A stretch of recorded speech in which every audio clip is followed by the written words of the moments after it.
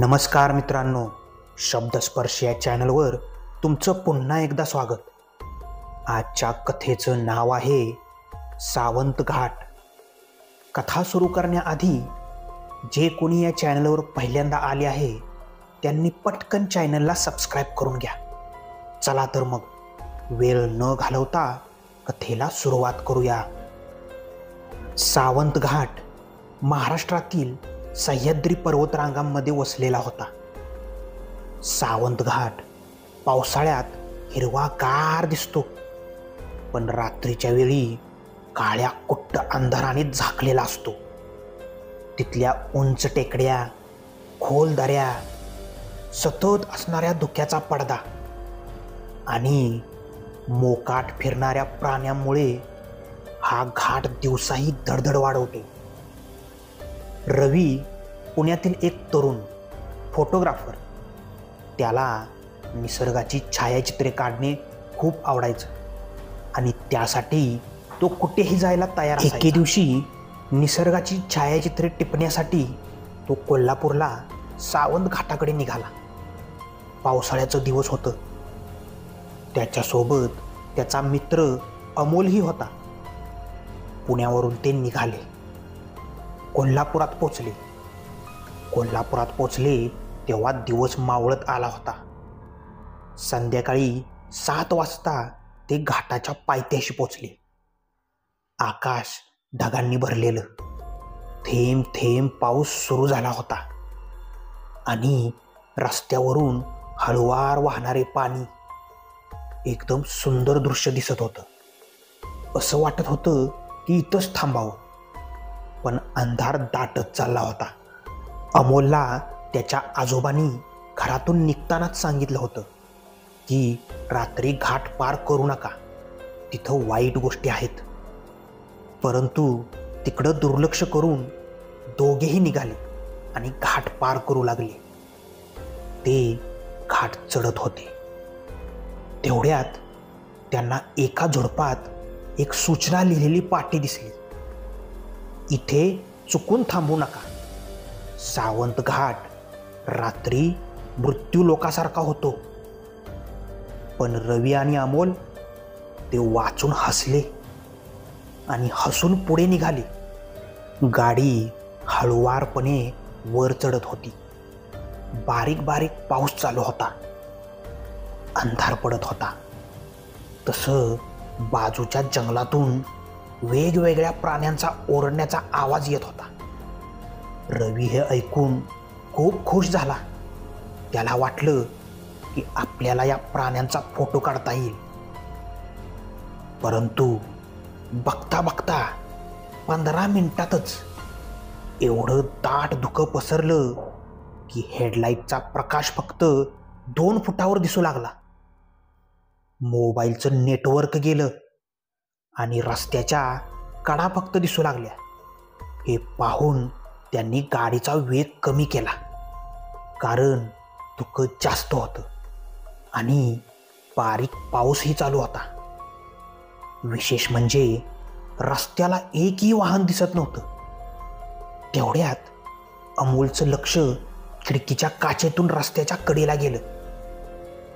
तर रस्त्याच्या कडेला एक पांढरी साडी घातलेली बाई उभी होती. अमोलने लगेच गाडीची काच खाली करून बघितलं तर तिचा चेहरा अस्पष्ट दिसत होता. परंतु ती बाई पूर्ण भिजलेली होती. तिचे केस पायापर्यंत लोळत होते. रवी, गाडी थांबव. अमोल घाबरून हळूच रवीला बोलला. रवीही घाबरून लगेच त्याने ब्रेक दाबला. जसं गाडी एका जागेवर थांबली तसं ती बाई हळूहळू पुढं सरकू लागली. आश्चर्य म्हणजे ती चालत नव्हती, परंतु पुढं पुढं आपोआप सरकत होती. आणि बघता बघता कधी गाडीच्या समोर आली कोणालाच कळलं नाही. गाडी समोर आलेल्या बाईला बघून मनात धडकीच भरली. धुक्यात पण तिच्या डोळ्यातून लालसर प्रकाश झळकत होता. रवीने घाबरत घाबरत गाडीचा हॉर्न वाजवला. पण ती बाई जागची हालत नव्हती. बराच वेळ ती हॉर्न वाजवत होते, पण ती बाई एकटक न हालता त्यांच्याकडं बघत होती. आता मात्र दोघांनाही घाम फुटला. त्यांनी लगेच गाडी मागे घेण्याचा प्रयत्न केला, परंतु आता गाडीच बंद पडली होती आणि काळजाचा ठोकाच चुकला. तेवढ्यात पावसाचा जोरही वाढला. तेवढ्यात अमोलचं लक्ष त्याच्या मागच्या आरशात गेलं, तर आणखी 2-3 पांढऱ्या साड्या घातलेल्या बायका उभ्या होत्या, परंतु त्यांच्या मानेला दोऱ्या बांधल्या होत्या. जणू त्यांनी फाशी घेऊन आत्महत्या केली होती. हे बघताच अमोलने घाईघाईने कारचा दरवाजा लॉक केला. आता काही आपलं खरं नाही. तो देवाचं नाव घेऊ लागला. तेवढ्यात समोरची बाई हवेत उडाली आणि जोरात गाडीच्या बोनेटवर येऊन उतरली. बोनेटवर चढताच ती काचेतून आत बघू लागली. तिचा चेहरा काचेसमोर आला. चेहरा संपूर्ण काळा होता. डोळे पोकळ होते. डोळ्यामध्ये बुबुळच नव्हती. तोंडातून पाणी आणि रक्त एकाच वेळी वाहत होतं. बघता क्षणीच तिने काचेवर आपली नखं आदळली आणि एक थंड भयानक आवाज घुमला.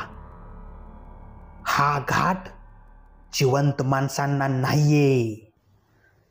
तेवढ्यात गाडीचा पुढचा भाग गदागदा हलायला लागला. जणू कोणीतरी ढकलत होतं. तेवढ्यात मागच्या बायका धडाधड गाडीजवळ आल्या. आता तर गाडी नुसती वर खाली आदळत होती, जसं काय कोणी उचलून खाली आपटत होतं. आता आपला हा शेवटचा प्रवास असं समजून ते दोघंही देवाचं नाव घेऊ लागले. तेवढ्यात अमोलला त्याच्या आजोबांनी दिलेला एक मंत्र आठवला. त्याच्या आजोबांनी या घाटाबद्दल सांगताना एक मंत्र सुद्धा दिला होता आणि म्हटलं होतं, जर त्या घाटात तुझा वाईट गोष्टींशी सामना झाला तर हा मंत्र तुझं रक्षण करेल. जसं अमोल जोरजोरात तो मंत्र उच्चारू लागला, तसतसं दाट झालेलं धुकं विरू लागलं. पाऊस थांबला. पुढच्याच क्षणी सगळं शांत झालं आणि समोर रस्ता दिसू लागला. समोरचा स्पष्ट रस्ता बघताच दोघांच्या जीवात जीव आला. ते लगेच घाटाच्या पायथ्याला उतरून परत आले. खाली येताच त्यांनी गाडी बाजूला घेतली.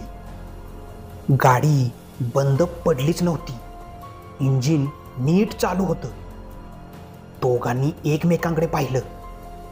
त्यांच्या तोंडावरचा रंग उडाला होता, पण श्वास चालू होता. त्यांनी शेवटचं म्हणून मागे वळून त्या घाटाकडे पाहिलं, तर परत त्या घाटावर काळा धूर पसरत होता आणि त्या धुरात त्या बायका अजूनही उभ्या होत्या. आजही रवी आणि अमोल त्या रात्रीचं कारण शोधू शकले नाहीत, पण तिथल्या घाटाखालच्या गावातली लोक सांगतात, सावंत घाटात कधी काळी एका जंगली जनावराने अनेक बायका ठार केल्या होत्या आणि त्यांचा आत्मा अजूनही प्रवाशांना आपल्या सोबत ओढून नेतो